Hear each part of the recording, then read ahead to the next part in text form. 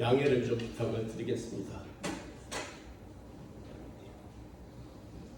어저께까지는 말이 잘 안 나왔었는데 주일만 되면 그래도 말씀을 전하라고 입을 열어주셔서 말씀을 전할 수가 있습니다. 감사를 드립니다. 우리가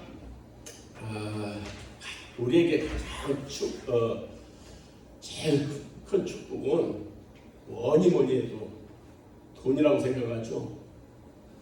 우리에게 가장 큰 축복은 9절 말씀에 있습니다.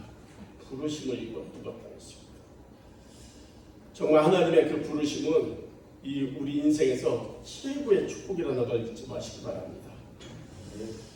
하나님께서 우리에게 부르시지 않았다면 지금도 세상의 속에서 자유를 누리겠지만은 우리가 예수 안에서는 자유를 누리지 못하고 살아갈 것입니다. 아브라함도 이삭도 야곱도 오늘 본문의 베드로도 부르심을 받은 사람입니다. 부르심을 받지 않고는 하나님의 축복에 이르지 못하는 것입니다. 그래서 우리는 이 부르심이라는 그 은혜를 얼마나 감사해야 될지, 내가 하나님의 자녀로 하나님께서 불러주셨다는 것, 그거 하나만 가져도 이 세상의 모든 것보다 더 큰 축복이라는 것입니다. 베드로는 소아시아에 흩어져 있는 그리스도인들에게 편지를 보내는데 말씀과 위로와 복을 받기를 전하는 편지입니다. 오늘 이 말씀 통하여 하나님의 축복은 고난과 핍박 속에서 말씀을 순종하며 나갈 때 하나님의 위로와 은혜와 소망을 주시며 어떻게 살아야 할 것인가를 대한 지침을 말씀해 주고 있는 것입니다. 특별히 오늘 본문 말씀은 그리스도인들의 올바른 언어 생활에 대하여 강조합니다. 핵심은 바로 복을 주는 자가 되라는 것입니다. 우리는 복을 주는 자가 되라는 것입니다. 꺼달라고요? 성경 복동. 그래요? 여기 틀까요? 누를게요. 우리가 다시 성경 복동 하겠습니다. 정신이 없습니다. 베드로전서 3장 8절 12절까지. 자, 오늘은 그냥 한 목소리로 함께 공독하겠습니다. 시작. 마지막으로 말하노니 너희가 다 마음을 같이하여 동정하며 형제를 사랑하며 불쌍히 여기며 겸손하며 악을 악으로 욕을 욕으로 갚지 말고 도리어 복을 빌라. 이를 위하여 너희가 부르심을 받았으니 이는 복을 이어받게 하려 하시니라. 그러므로 사랑하고 좋은 날 보기를 원하는 자는 혀를 금하여 악한 말을 그치며 그 입술을 거짓말을 하지 말고 악에서 떠나 선을 행하고 화평을 구하며 거짓을 주의 눈은 의인을 하시고 의의 눈은 간구에 기울이시되 주의 얼굴은 박해하는 자들을 대하시느니라 하였느니라. 아멘. 좀 여러분 뭐라고 얘기해야 돼요? 종이 실수했습니다. 이해하시기 바랍니다. 그래서 우리는 복을 비는 자가 되고 복을 받는 자가 되어야 되는 거예요. 그래서 나만 복 받는 것이 아니고 여러분을 통해서 주위에 있는 사람들이 복을 받아야 된다는 것입니다. 그것이 하나님께서 부르신 목적이라는 것입니다. 우리가 3절 8절과 9절을 우리가 한 번 더 읽겠습니다. 크게 읽습니다. 시작. 마지막으로 말하노니 너희가 다 마음을 같이하여 동정하며 형제를 불쌍히 여기며 겸손하며 악을 악으로 욕을 욕으로 갚지 말고 도리어 복을 빌라. 이를 위하여 너희가 부르심을 받았으니 이는 복을 이어받게 하려 하시니라. 아멘. 여러분 봐봐요. 오늘 8절에서 보면 형제를 사랑하며 불쌍히 여기며라고 했는데 이 불쌍은 긍휼한 마음을 얘기하는 거예요. 저 사람이 불쌍하다가 아니라 긍휼한 마음. 저 사람이 진짜 아프다든가 어려움을 당했을 때 긍휼한 마음으로 가져가는 것이지 불쌍하다고 생각하면 그 사람을 오히려 힘들게 할 수도 있는 것입니다. 10절에 보면 그러므로 생명을 사랑하고 좋은 날 보기를 원하는 자는 혀를 금하여 악한 말을 그치며 그 입술로 거짓을 하지 말고. 첫째 뭐래요? 혀를 금하여 악한 말을 그치며 했습니다. 우리가 악한 말이라는 것은 우리가 하나님 앞에 우리가 살아가면서 험담과 또 비방 이런 것을 하나님께서 최고로 싫어하는 것이 뭐예요? 남을 험담하는 거, 또 판단하는 거, 비평하는 거 이런 것은 하나님의 자녀로서는 해서는 안 된다는 말입니다. 그러면 우리가 철저하게 우리가 고쳐야 할 것은 뭐예요? 남을 판단하고 험담하고 비평하지 말라는 것입니다. 그것이 하나님께서 최고 싫어하는 것이라는 것입니다. 두 번째는 그 입술로 거짓말을 말하지 말고였습니다. 우리가 거짓말은 어떻게 보면은 진짜 주의 종들도 거짓말합니다. 선한 거짓말이라고 하는데 선한 거짓말, 그 사람을 위로해주기 위해서, 그 사람 어떻게 보면 힘을 주시기 위해서 그런 거짓말도 하지 말라는 거예요. 지면 지고 아니면 아니다 이렇게 말하는 것이지 거짓말은 어떤 것도 우리의 입술에서 나가면 안 된다는 것입니다. 시편에 뭐라 했습니까? 생명을 사모하고 연수를 사랑하며 복받기를 원하는 사람이 누구냐? 여기서 생명은 장수를 얘기고 또 복받기를 원하는 사람이 누구냐 했는데 여기는 번영을 얘기하는 것입니다. 그러나 이 세상에서 최고의 복은 무엇입니까? 예수를 믿고 구원받은 사람의 최고의 복이라는 것입니다. 택함을 받았다는 것 하나만 하여도 최고의 축복이라는 것입니다. 요한복음 3장 18절에 보면은 그를 믿는 자는 심판을 받지 아니할 것이요 믿지 아니한 자는 하나님의 독생자 이름을 믿지 아니함으로 벌써 심판을 받았느니라. 여러분 우리가 예수를 믿는 자는 우리가 죽어도 심판을 받지 않는다는 거예요. 근데 그를 뭐라 했어요? 하나님이 독생자의 이름을 믿지 아니함으로 믿지 아니하는 자들은 벌써 심판을 받았다는 거예요. 여러분 심판을 받았으면서도 이 세상에 잘 살고 있잖아요. 그런데 어떻게 심판을 받았다고 얘기를 하는가? 그게 저주인데 뭐냐면은 그들은 영원히 예수를 믿지 못하게 한다는 거예요. 심판받았다는 게 그거예요. 예수를 믿지 못하게 해서 구원을 받지 못하게 이른다는 거예요. 그래서 벌써 심판받았다는 것은 그들이 예수를 찾지 못하게 됐다는 것입니다.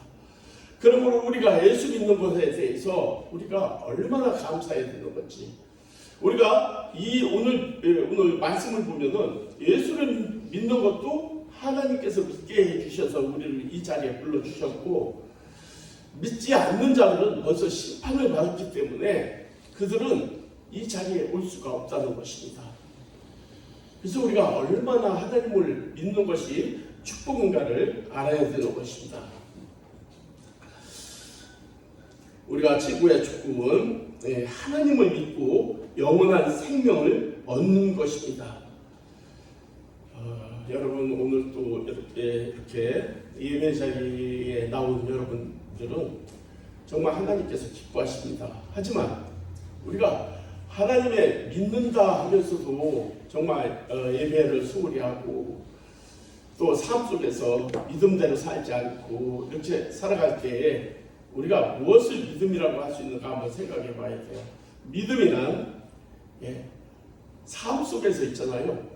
말씀대로 살아가는 게 믿음이에요. 그리고 믿음이 없는 사람은 무엇이냐면은 말씀은 아는데 말씀대로 살지 않는 사람 보고 믿음이 없는 사람이라고 얘기하는 것입니다.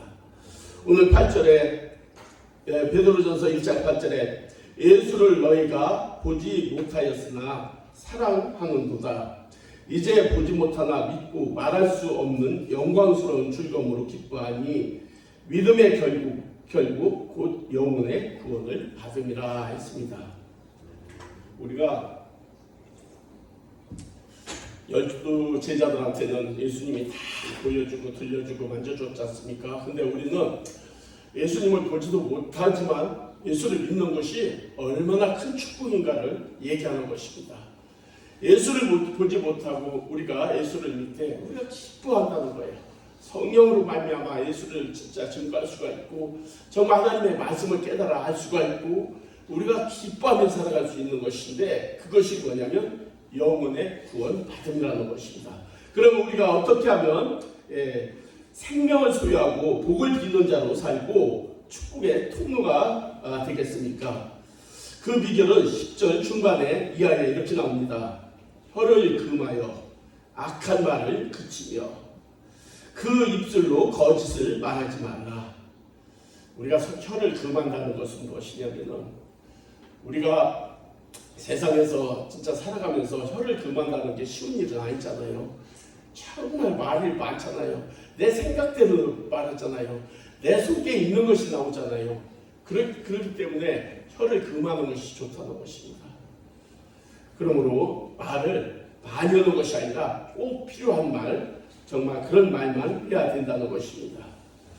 야고보서 1장 19절에 내 사랑하는 형제들아 너희가 알지니 사람마다 듣기는 속히 하고 말하기는 더디하며 성내기도 더디하라. 듣기는 속히 빨리 잘 들으라는 거예요. 그리고 말하기도 더디하라는 것은 무슨 소리냐면은 이 말을 들었으면 내가 되새김을 하라는 거예요. 이게 내가 해도 될 말인지 아닌지 하나님이 기뻐하시는 말인지 아니면 이걸 내가 하면 죄가 될 것인지를 빨리 생각하라는 거예요. 그러고서 천천히 생각하면서 그 다음에 말을 하라는 것입니다. 우리가 다 실수가 많으니 만일 말에 실수가 없는 자라면 곧 온전한 자라고 얘기하고 있습니다. 말이란 사람의 마음에 가득한 것을 드러낸 것이라고 말씀하고 있습니다. 말은 내 마음속에 있는 것이 드러나는 것이지 어디서 갖다가 말하는 것이 아니라는 거예요. 내 속에 있는 것을 그대로 드러내는 것입니다. 그러므로 여러분 어떤 말을 할 것인가를 잘 생각해 보면은 내 가치가 우리 입술에 있다는 것입니다. 선한 사람은 그 쌓은 선에서 선한 것을 내고 이게 마태복음 10장 35절에 그렇게 써요. 선한 사람은 내가 선한 것을 쌓아서 그 선한 것을 내 속에서 낸다는 거예요. 악한 사람은 그 쌓은 악에서 악한 것을 내느니라. 그러니까 여러분 한번 생각해 보세요. 여러분 어떤 사람이 그 사람의 말을 들으면 그 사람이 다른 모습에서 그 사람이 나오는 것이 아니라 그 입술에서 나오는 말을 그 사람이라는 것을 분명히 알아야 돼요. 여러분 교회를 사랑하고 하나님을 찬양하고 막 옆 사람은 동료 막 하는 사람은 진짜 선한 것을 쌓은 사람이에요. 그와 반대로 하는 사람은 뭐예요? 악한 것이 가득하다는 것입니다.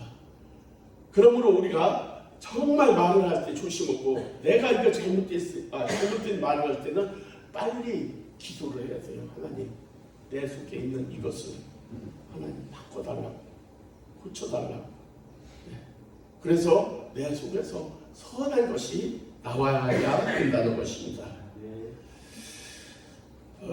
어떤 글에서 봤어요. 상대방을 알기 위해서는 그 사람의 친구를 보래요. 그 사람의 친구를 보면 그 사람하고 똑같다는 거예요.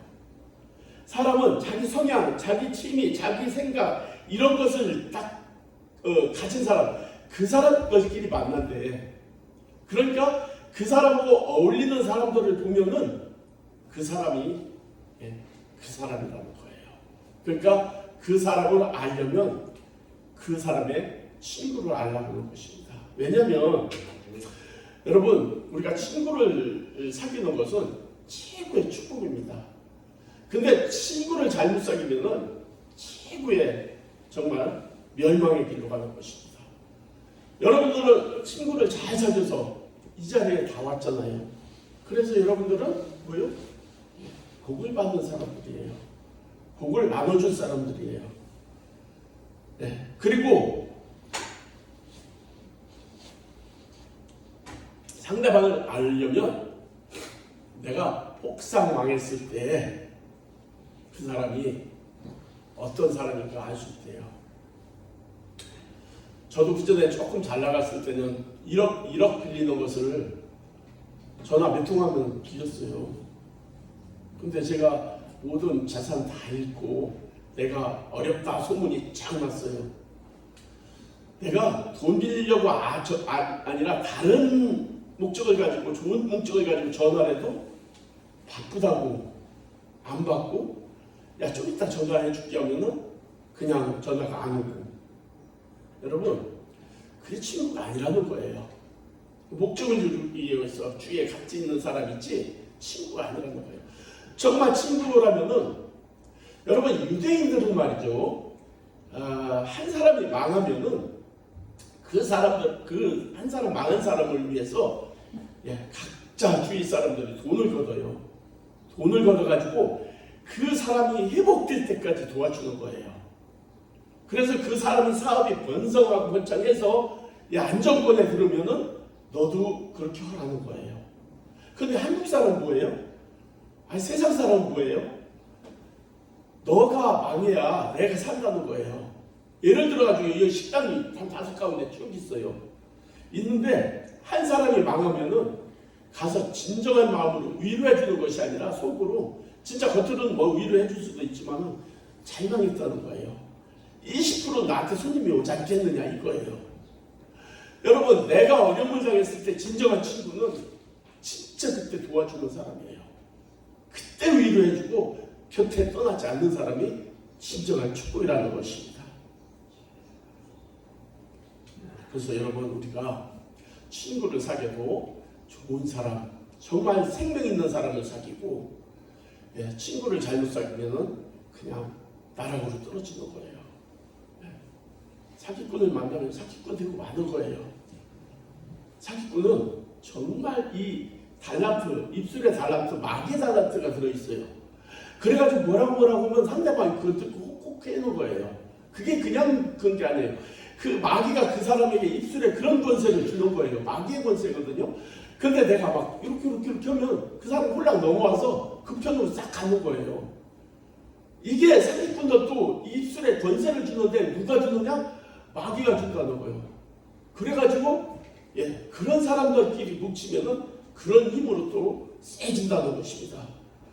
그럼 우리들이 하지 말아야 할 말은 악한 말은 무엇인가? 첫째는 거짓말이라는 것입니다. 이 말은 누구나 거짓말을 하며 산다는 것입니다.